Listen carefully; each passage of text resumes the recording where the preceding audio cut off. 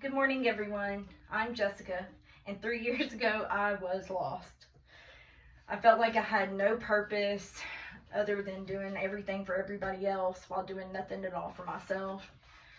I felt unappreciated and overwhelmed, and I had no goals and absolutely nothing to look forward to.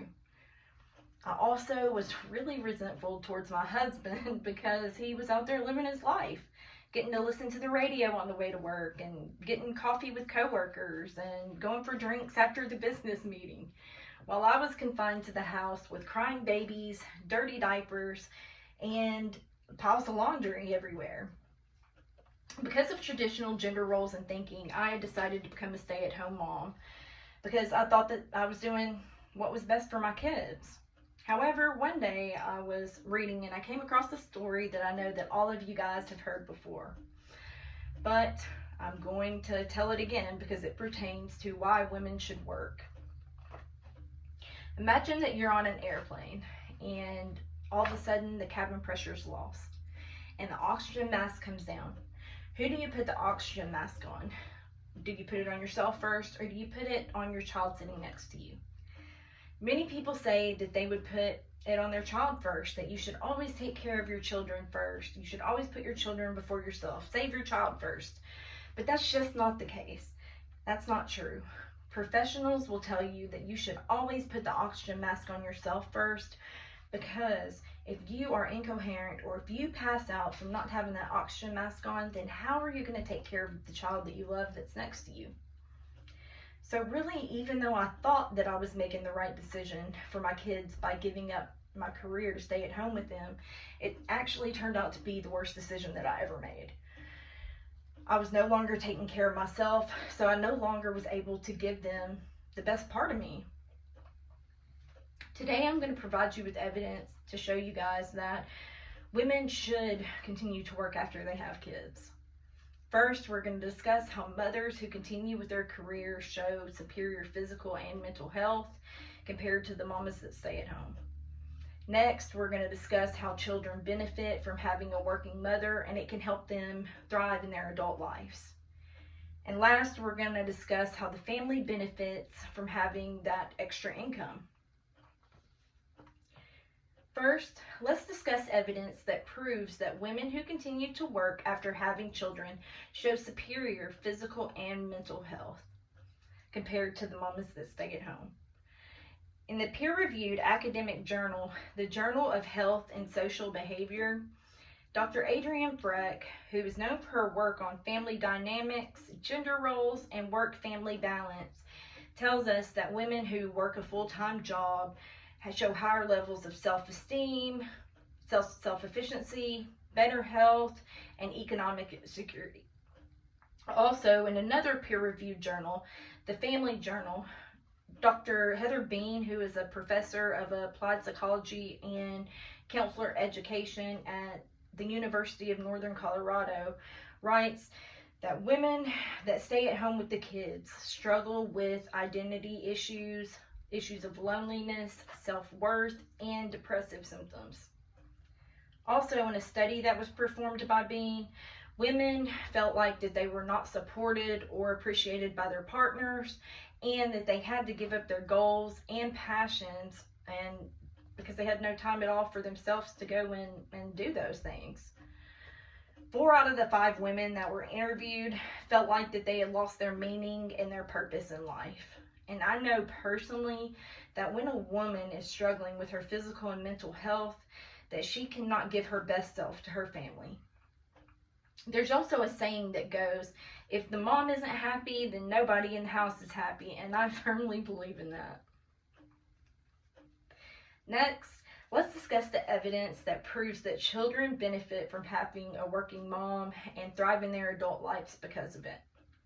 One of the biggest reasons that women decide to stay at home with their kids is because that they're told that it's better for their children's development. But that's not true. The National Institute of Childhood Development tells us that children do not develop any differently, whether they're at a high-quality daycare facility or if they are at home with the parents. Also, Dr. Kathleen McGinn, who is a Harvard professor of business administration, and she's also received numerous awards for her research contributions on how gender roles and family responsibilities intersect with career paths and organizational behavior.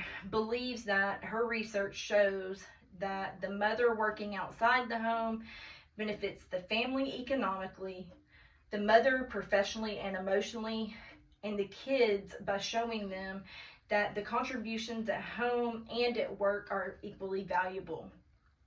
She believes that a daughter that has a working mother grows up to spend more time with her own children, and also she's more confident in the choices that she makes and what she wants to do in her life. Also, sons that grow up with a working mom tend to be more confident, and they end up contributing with household chores more and spending more time with their family members. This evidence proves that the mother and her children both benefit from the mother working outside of the home. Last, let's discuss the evidence that proves that families that have a working mother benefit from the extra income and benefits. In 2023, the U.S. Bureau of Labor Statistics reported that on average, women earned $53,612 annually. And this is not taken into consideration any 401k, insurance, bonuses, and retirement plans. That kind of income is enough to put the family in a totally different social class. The mother working, it could mean the difference in the type of health care the family receives, if the family goes on family vacations, and what kind of retirement that the husband and wife have later on in life. All of these are valid reasons why the mother working is beneficial to the family. In conclusion, it is evident that women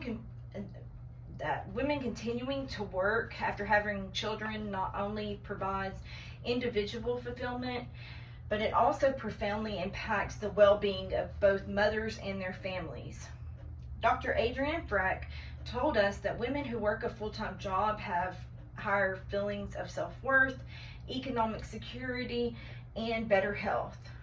Dr. Bean's study showed that the stay-at-home moms struggle with issues of identity, loneliness, and depressive symptoms.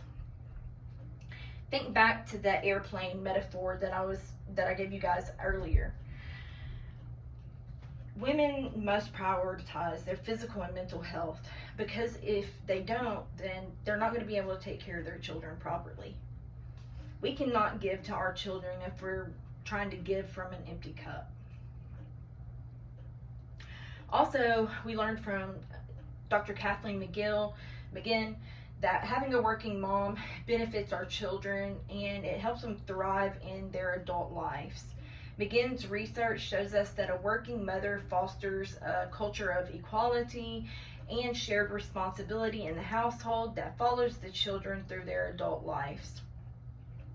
Lastly, the U.S. Bureau of Labor Statistics reported that on average women earned $53,612 annually, showing that a woman's income brings greater economic security and more opportunities to the family.